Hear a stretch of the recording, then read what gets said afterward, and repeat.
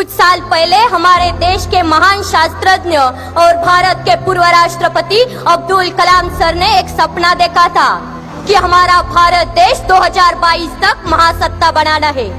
आज 2019 साल शुरू है। मुझे नहीं पता कि 3 साल में हम महासत्ता बन सकेंगे या नहीं, लेकिन देश में बार बार होने वाले चुनाव, उनकी वजह से बर्बाद होने वाले समय, पैसे और निर्माण होने वाली अस्थिरता की वजह से हमारे देश को महासत्ता बनने में बड़ी रुकावट है, जिसको चाहे तो हम दूर कर सकते हैं एक देश एक चुनाव संकल्पना के माध्यम से। नमस्ते, मैं प्रज्ञा भगत छात्र संसद में युवाओं का प्रतिनिधित्व करते हुए अपनी बात रख रही हूँ। 2009 के लोकसभा चुनाव में चुनाव आयोग द्वारा खर्च हुई रकम थी 1700 करोड़। 2014 के लोकसभा चुनाव में वही खर्च था 4000 करोड़। अनुमान है कि इस बार के चुनाव में यही खर्च बढ़कर 7000 करोड़ से ज्यादा हो सकता है।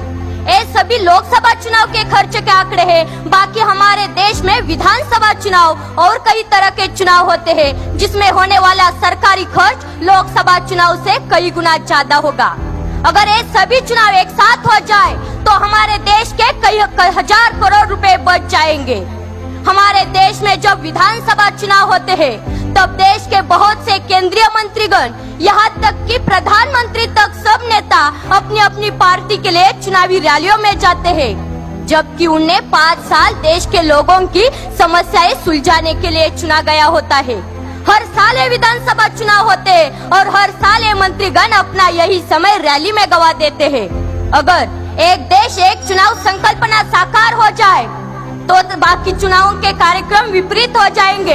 हमारा देश कई हजार करोड़ रुपए से बच जाएगा और 5 सालों में एक ही बार चुनावी रैलियों के लिए जाना पड़ेगा।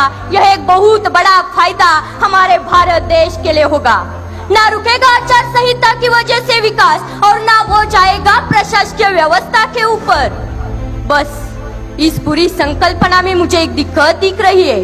अगर किसी लोकसभा या किसी विधानसभा में कम संख्या बल होने की वजह से कोई सरकार समय से पहले गिर जाती है या खारिज हो जाती है तो ऐसे समय में क्या किया जाए?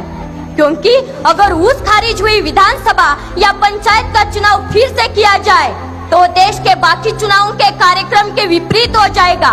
अगर इस विषय पर हमारे संविधान में कोई हल बनाया जाए और हमारे कायदे मंडल की ओर से कोई अच्छा नुस्खा निकाला जाए तो बाकी सब काम आसान हो जाएंगे। हमारे देश का बहुत सारा पैसा बच सकेगा।